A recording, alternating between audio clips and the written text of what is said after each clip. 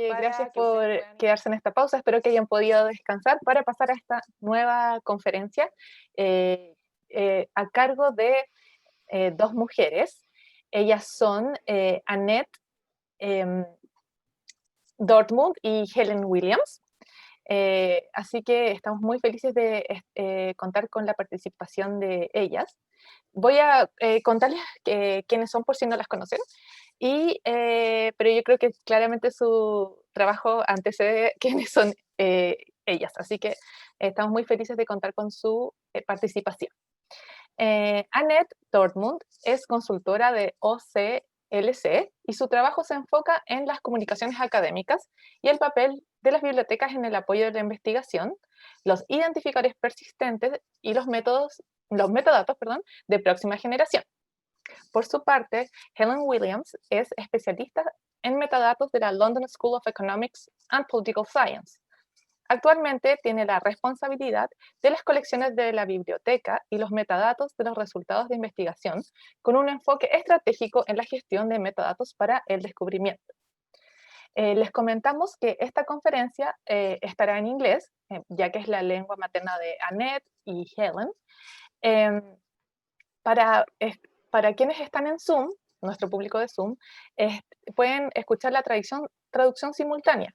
En su menú abajo está disponible un icono de un mundo y ahí tienen que hacer clic y escoger la opción de español. Le contamos que este servicio está solo disponible para la audiencia de Zoom y que en nuestro canal YouTube solamente se va a escuchar el idioma original. Así que le damos el pase a Annette y Helen. Les recordamos que las preguntas las pueden hacer por el chat y las pueden hacer también en Twitter usando el hashtag BiblioU2021. Y Helen y Annette también tienen cuentas en Twitter, son bastante activas, así que también pueden seguir la conversación por ahí. Helen, Annette, un gusto de conocerlas virtualmente y muchas gracias por estar con nosotros acá en el 7º Congreso de Bibliotecas Universitarias y Especializadas, con una audiencia de más de 680 participantes, así que ahí hay una gran audiencia latinoamericana esperando lo que nos tienen que decir. Les dejo a ustedes la palabra, muchas gracias y suerte. Well, thank you very, very much for this introduction and for this opportunity to present at your conference. We're delighted to be here, aren't we, Helen? We are, thank you. So let me share my screen so we can get started. So in our presentation, and Helen, this is my presentation today, we would like to share with you some key trends that shape the current transition to the next generation of metadata. And then we'll also provide lots of very concrete examples for each of those areas from a very specific national context to illustrate those trends. This is what we have here for you today. I was introduced already, so I don't need to say much. I am Annette Dortmund. I'm a historian by training, but I've worked on topics related to next-gen metadata for the past years. And my co-presenter, Helen. Yes, I've been introduced as well, but I work at the London School of Economics as the metadata manager. Right. And we're both standing on the shoulders of a giant in metadata land. My former colleague, Karen Smith-Yoshimura at OCLC, who just recently retired. For 25 years, Karen has worked extensively on the metadata needed to describe and provide access to the multilingual resources managed by libraries, archives, and museums and other cultural heritage organizations. Her work also included identifiers and linked data.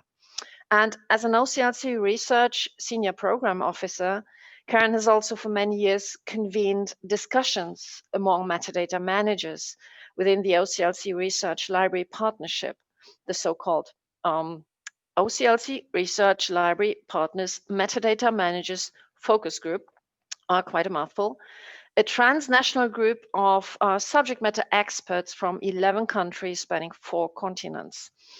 And the rich Robust and sustained discussions of this diverse group over many years then formed the fundament for her final report, which you can see on the cover, which you can see on the screen here, an opus magnum, I would call it, Transitioning to the Next Generation of Metadata, which really is a meta-synthesis of the key trends that emerged from those discussions. It shines a light on the evolution of the next generation of metadata and offers clear direction for libraries.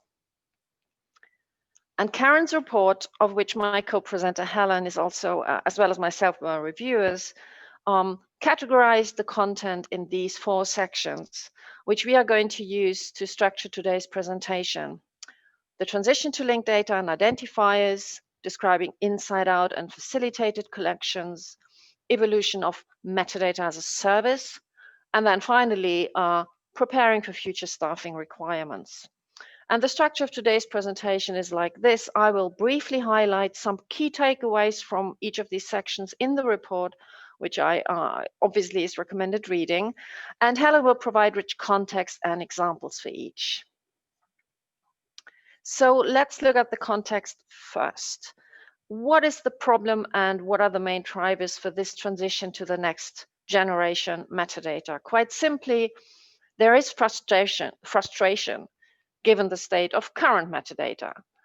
Format-specific metadata management based on curated text strings in bibliographic records understood only by library systems is nearing obsolescence, both conceptually and technically. Or to put it differently, traditional methods of metadata generation, management, and dissemination are not scalable and appropriate to an era of rapid digital change, rising audience expectations, and diminishing resources. This is how the British Library observes in their collection management strategy document. In short, the metadata could be better, there is not enough of it, and the metadata that does exist is not used widely outside the library domain. Something clearly needs to change. Helen, would you like to share your perspective? Yes, thank you. In an introductory sense, I wanted to say that many of the trends that are identified in the report that Karen published were also discussed in the UK across a series of events that took place in 2019, titled The Future of Cataloguing.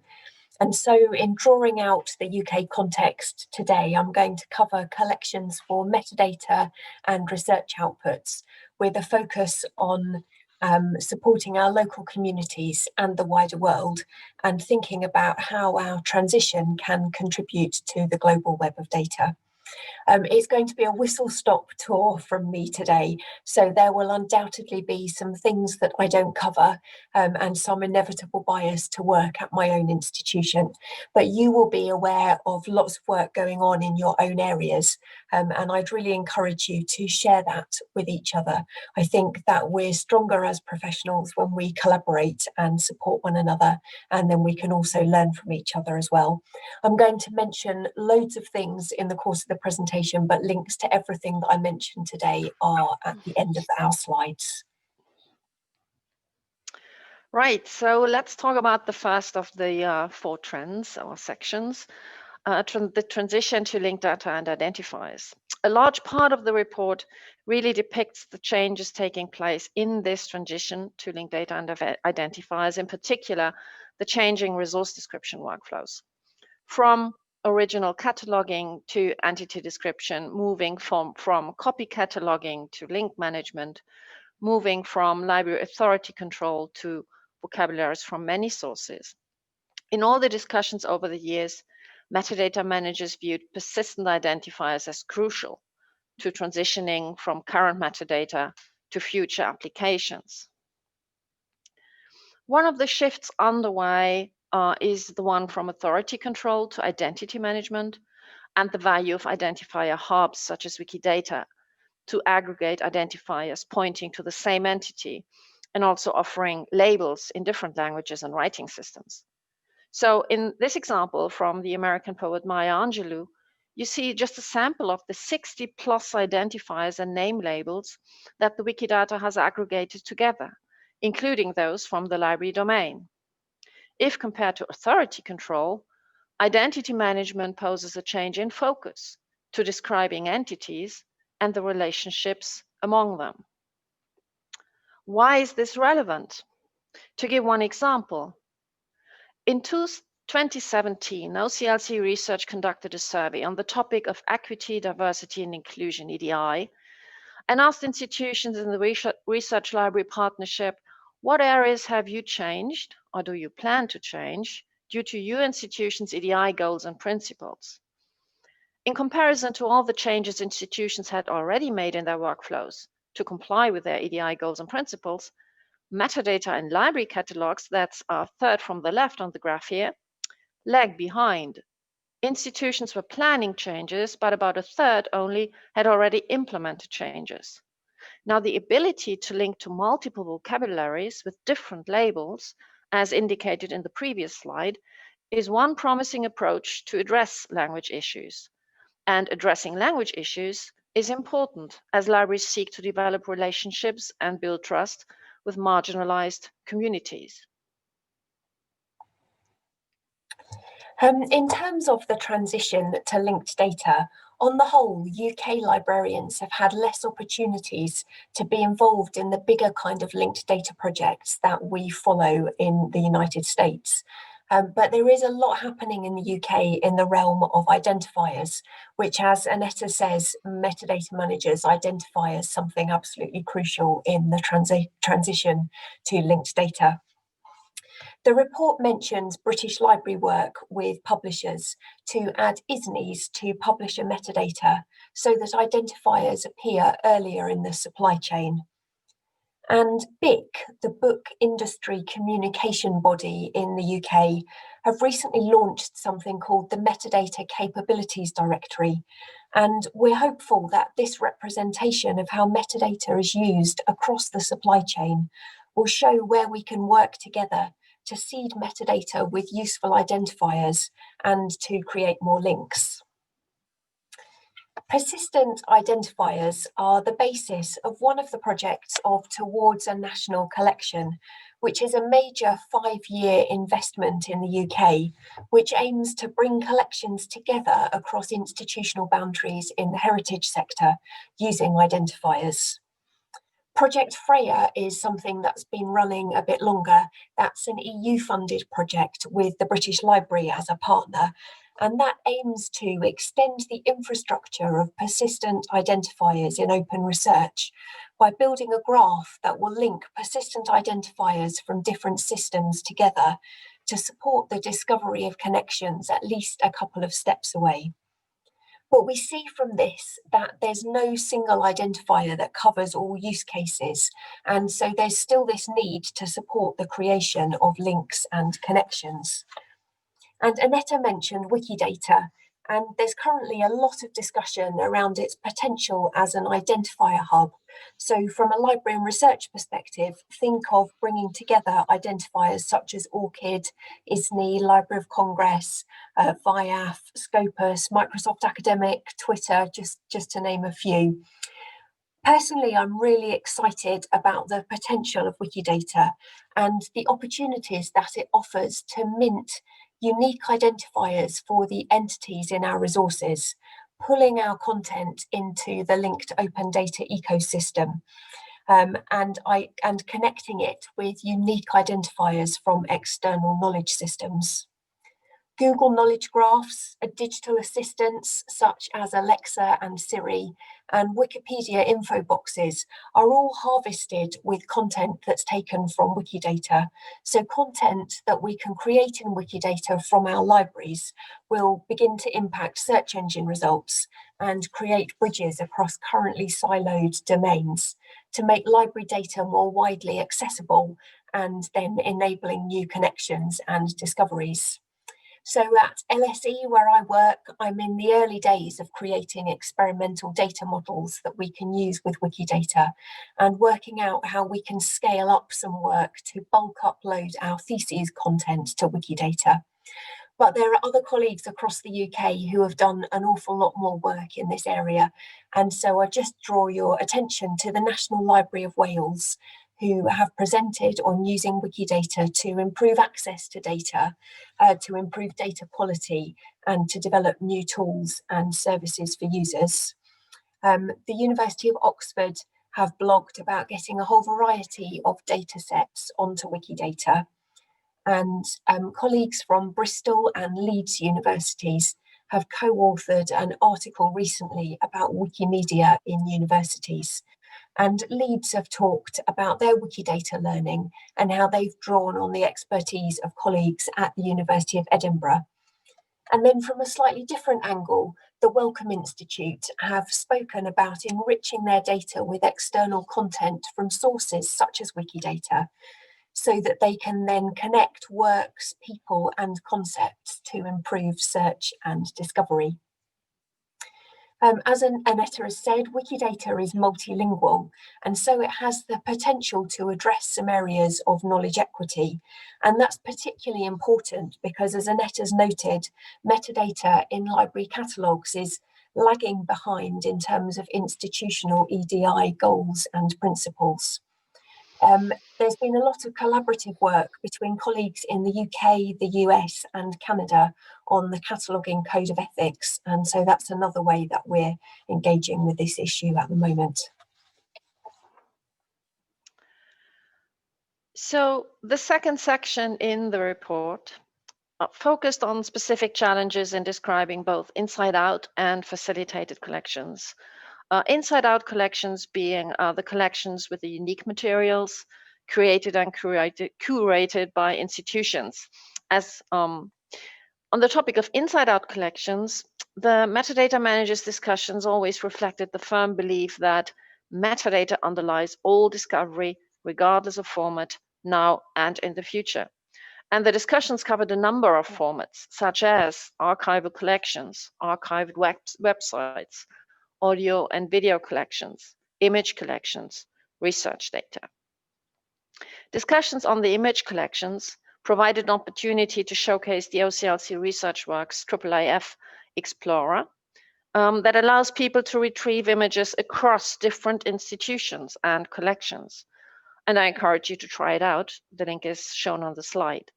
More specifically on research data, discussions revealed that libraries and especially metadata specialists were often not included in the earliest stages of the research lifecycle, but libraries' expertise in metadata standards, identifiers, linked data, and data sharing systems, as well as technical systems, can be invaluable to the research lifecycle. So there clearly are challenges and opportunities here in this area. So thinking just briefly first about facilitated collections, in providing access to facilitated collections, I think we're all very aware of this tension between the timeliness of record provision and good quality description in those records. And last summer in the UK, the National Acquisitions Group prepared a report on the quality of shelf-ready metadata to encourage libraries and suppliers to work together to ensure fit-for-purpose metadata to support discovery and use. And we also have a National Bibliographic Knowledge Base in the UK, the NBK, and that's a piece of national bibliographic data infrastructure, which, among other things, supports us in shared cataloguing. And the NBK supports the work of another UK-wide project called Plan M, where the M stands for metadata, and that's seeking to streamline the bibliographic ecosystem in the UK. And it's anticipated that one of the outcomes of this will be that the metadata associated with routine acquisition will be a solved issue, something that we can buy in without needing to edit, and that will allow us to focus on metadata for our unique and inside-out collections. At LSE, we have embarked on a piece of work that I've called Fit for Purpose Metadata, and that looks, among other things, at how we can increase reliance on externally supplied records in order to create the capacity to engage with digital scholarship and with linked data developments for our unique resources. Colleagues in our digital library team have been pushing unique content to various platforms, Google Arts and Culture, Flickr, Unsplash, and JSTOR Open Community Collections. And I've been looking at how we can link the content on these external platforms with the library via Wikidata. But working with unique content tends to mean that we're outside the realm of traditional library name authority files. And there's a project being run in the UK by the Archives Hub called the Names Project to explore how to process and match names to enable linking resources from different collections. Unique content also often means that we're working with the different formats that Annette has highlighted. And JISC, who provide digital services and solutions to the UK higher education sector, recently worked with LSE and with UCL, University College London, to explore using IIIF to ease cataloguing issues and bottlenecks in digitisation projects. And the University of Manchester have developed expertise with TEI to provide rich and contextual metadata for their digital collections. And research data is an emerging area of involvement for metadata colleagues. Last year at LSE, the metadata team carried out an audit of LSE datasets in external repositories to support our Research Excellence Framework submission. And elsewhere, I'm aware that metadata colleagues are sometimes involved in providing the metadata for internal research data repositories. And we're changing context once again, evolution of metadata as a service.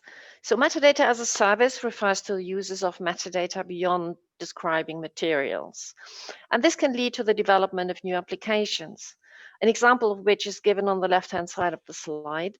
This is a visualization of the distribution of Australian Aboriginal languages as represented in the Australian National Bibliographic Database. This is drawn from the language codes assigned. The photo on the right shows a decoration in the Hachette Publishers Group headquarters. The River of Authors, as it is called, is based on bibliometrics supplied by the British Library on Hachette's top authors represented in the British Library's catalogue. Indeed, a beautiful example, I think, of metadata visualization. Metadata as a service can also include metrics, consultancy, or semantic indexing. So this evolution of metadata as a service brings new opportunities for involvement. And I think it's really important as metadata professionals that we are proactive in seeking those out. Last year at LSE, I began a piece of work to review and reprioritise the work of the team to ensure that we were supporting the changing needs of the library. And as a result of this, I've been seeking to reposition the team as a collaborative partner within the library, and also to think about how we can establish metadata as a primary output in its own right, not simply as a supporting feature of other library services. The lockdown in the UK last year had an unexpected impact on this, but nevertheless, we were able to increase our cross-team working with the research support team, the digital library team, and the online services team. And you can see some examples of the work that we undertook with each team on the slide on the screen. And longer term, I want us to look at collaborative partnerships to open up our metadata and expose it on the web, and consider how collection metadata might be useful for research. This idea of the catalogue as data is a culture shift that we are beginning to see more. And James Baker at the University of Sussex has blogged about the Legacies of Catalogue Descriptions project, looking at computational, critical and curatorial analysis of collection catalogues. And Tim Hitchcock, who's also from the University of Sussex, gave a fascinating presentation at the Research Libraries UK 2019 conference about connecting scholars with bibliographic data for research. So all these developments clearly have implications on the staffing requirements. And this generated lots of discussion among the metadata managers. A culture shift is needed from pride in production alone, how many records you can produce in a single day or in a month, to valuing opportunities to learn, explore, and try new approaches to metadata work. Other subtopics in this realm covered in the report are new tools and skills needed, self-education, and also addressing staff turnover. Research Libraries UK have highlighted this culture shift that we're seeing. And one of the ways they've been doing that is through their manifesto for the digital shift in research libraries and their new digital shift forum. And in this environment with so much culture shift happening, it's vital that we not only know, but are also able to show how metadata links with and supports our library and institutional strategies. At LSE, we do this in the metadata team through a purpose tree, which you can, it's a bit small, but you can see on the slides. And that shows where every piece of work that we're doing in the team, which is right at the bottom of the slide, where that fits into the library strategy, how it contributes to each of our library goals. And in turn, those are informed by institutional strategy. And flexibility is absolutely key so that metadata colleagues can support the wider work of the library. And I try to see where our metadata expertise can be valuable to other work across the library. So during the lockdown last year, colleagues in the metadata team were able to get involved in reviewing data management plans. And that's something that's then gone on to enrich their work in the metadata team, because it's given them visibility of an earlier part of the research process when they're used to working towards the end of it. We also need to be prepared to carry out process reviews and to seek out efficiencies in our workflows. And one of my team has been looking at how brief record rules in ELMA, which is our library management system, might help us to spend less time reviewing the metadata that we buy in for our teaching collections. And we're hopeful that, that through these new processes, we'll be able to shave 170 hours a year of the work that we're doing in that area. And we also need to look at where we need new skills. So another one of my team has been learning Python and has been able to put those new skills into practice by further automating our blog metadata and by automating some steps of some research support tasks as well. So time that we save in these ways can then be repurposed to new and developmental work, like the work I've described a little bit earlier with Wikidata. So my message as we navigate this culture shift in our libraries and transition to the next generation of metadata is don't be afraid to experiment. That's how we learn and develop new skills to support our profession in the global sharing of data.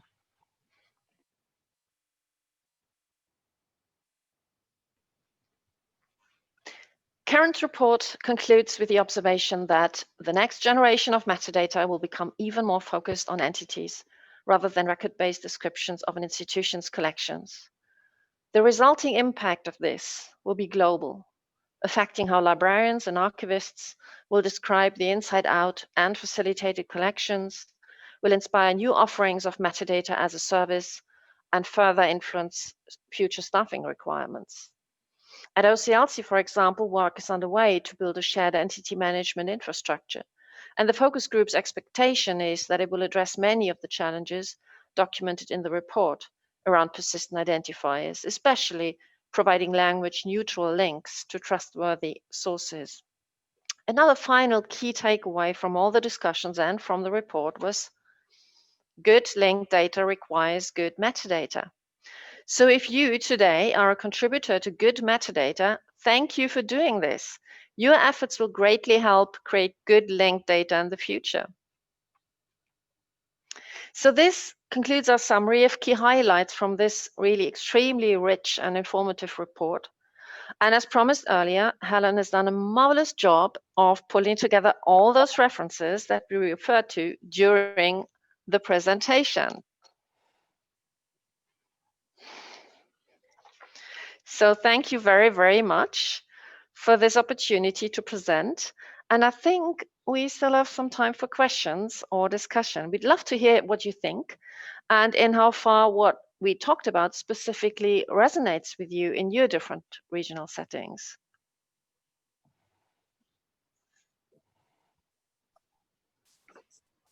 Gracias, Annette y Helen. Fue una muy buena presentación, muy completa. Es un gran informe, así que esperemos que todos puedan tener acceso a él, lo puedan revisar, y gracias también por la recopilación de las referencias que siempre son tan útiles para que se puedan, que las personas puedan aprender más sobre los metadatos. Tengo algunas preguntas que hemos recopilado del chat y también de las redes sociales. Aprovechamos de invitar también a nuestra audiencia a seguirlas en Twitter, así que quizás tengan ahí una gran y una nueva audiencia latinoamericana. Ahí Annette y Helen nos pueden decir quién va a responder la pregunta, pero yo la voy a formular. La primera pregunta es o sea, fue recopilada del chat, perdón, y es, ¿consideran que formatos como el MARC dejarán de utilizarse a corto plazo? Esa es la pregunta. Gracias. Well, as a historian, I'm happy to answer that one. I'm happy to answer that one. So, do I think it is going away anytime soon? No. Do I think that entities will become a lot stronger? Yes. Do I think that both will be with us for a while? Yes. So, if you remember, the coming of the codex did not immediately push the scroll away, and there are still scrolls today sometimes. So, in that sense, I think MARC is going to live much longer than some of us may want. But this doesn't mean that metadata isn't going to change very much and probably very soon. Helen, would you agree? Yes, I would. I think that we're going to be living with MARC metadata for a long time. We've got millions of records in our library management systems collectively in MARC data. And while I agree with Annette that we will see changes going forwards, I also think that we'll be living with MARC data for a long time. One might also say, just to add this, that wherever MARC solves a problem, why change it to anything else? And the new way of organizing metadata very often, as Helen pointed out in her many examples, helps us solve new problems. Muchas gracias, Annette y Helen, por la respuesta. Se nos están acumulando todas las preguntas ahora y por eso vamos a hacer una fusión de algunas para que ustedes puedan responderlas. Liliana y Ruth nos preguntan y vamos a fusionar esas solicitudes en una. Ellas preguntan más o menos, ¿no? ¿Cuáles son las nuevas destrezas que deberían desarrollar los catalogadores para enfrentar este cambio digital? ¿Y cómo visualizan el nuevo rol del bibliotecario catalogador?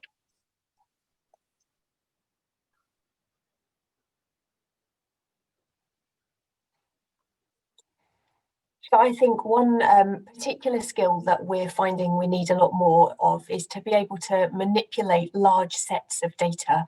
So perhaps in the earlier days when I began my career in cataloguing, we were often creating a record one by one, for one book at a time.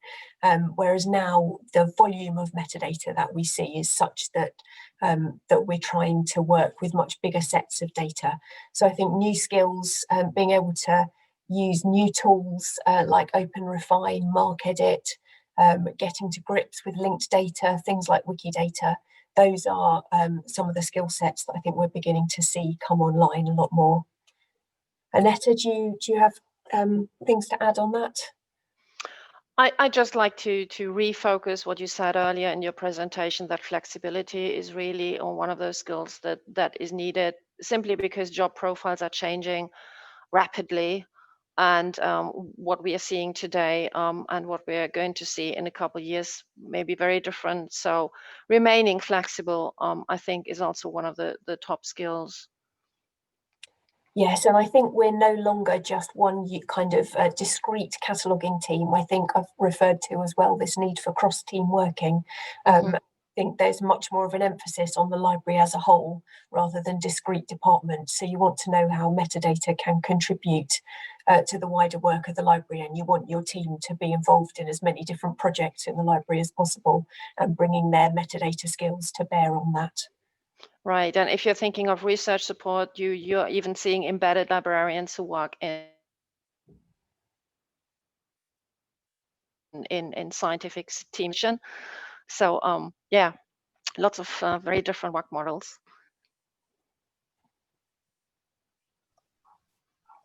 Muchas gracias por su respuesta. Es un desafío permanente, como ustedes dicen, y muy interesante para la misma profesión de los gestores de información. Y tenemos otra pregunta también del público, que es, ¿cómo es posible integrar, fusionar ontologías para la descripción de información, como las provenientes desde Open Linked Data, para una descripción más profunda de la información?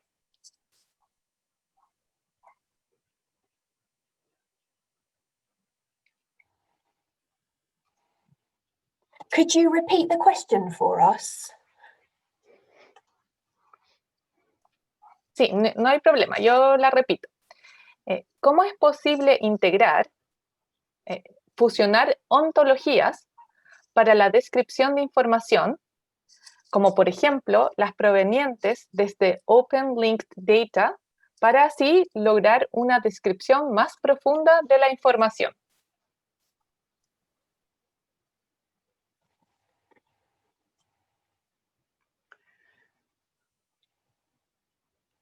I think it's just catching up with the translation. I think the question is about how we can give a deeper level of description to our data. And I think I might go back to Wikidata here and looking at how we can, it has so many different statements that you can use to describe your information. So you're being able to get a much broader kind of picture of the data and add many more statements of description to it.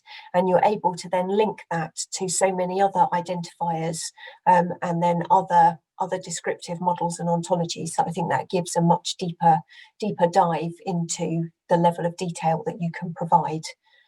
Annette, do you want to add anything? Right, and based on my understanding of the question, looking at library resources, VIVE is one of those examples where a library resource is not only very strongly consumed in the library, in outside library, the library community, such as in Wikidata, but also including lots of those links to those hubs outside of the library community. So creating those links to library resources, but also outside to other resources is what's providing the richness, I think. And tools are emerging, although I'm not familiar with the names, tools are emerging to follow these links and visualize all those connections. And there are multiple examples of projects where this richness of the information that is generated by following those links is visualized and made transparent. Hoping this helps.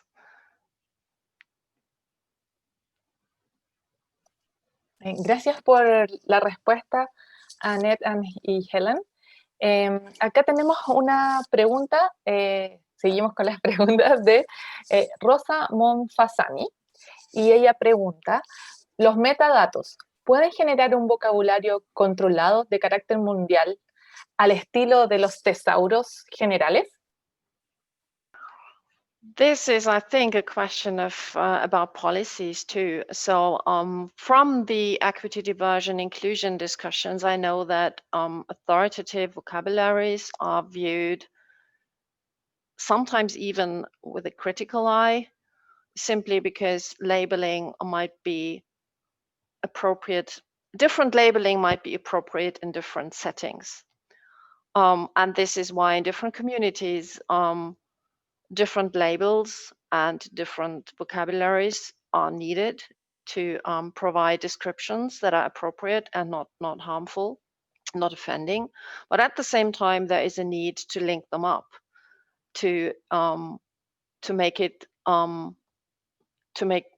to create those links between terms that may talk about the same person, for example, or the same entity, but using different labels. They may not always be same as relations. They may be, but so is there a need for an authoritative thesaurus? I think this is much discussed in the community, and there is a tendency that I see to rather focus on community-specific ones and then link them up.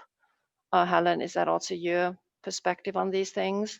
Yes, I think that's what we're seeing at the moment, and I think different communities do have different needs. So there is that need to have a community-specific focus, but also to be able to bring them together and link similar terms. I think that's very important too.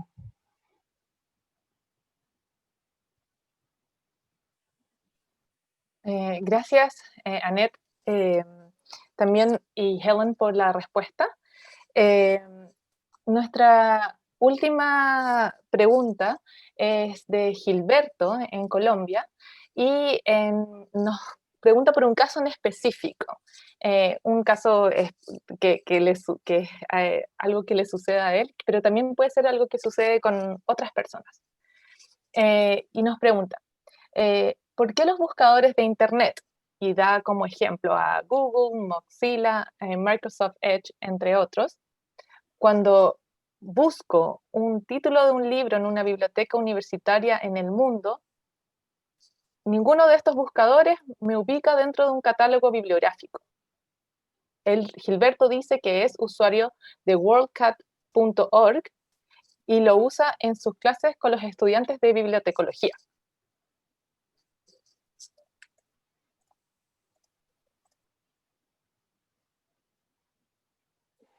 So if I've understood the question properly, it's about why are you ending up getting results from WorldCat rather than specific libraries. And if I've understood correctly, then I think that would on the whole be because library catalogues and MARC data isn't something that that can be harvested or understood by the web. And so all that data that we've got, all that rich data is very much just for library catalogue kind of users and those unique to our institutions and not discoverable through a Google search.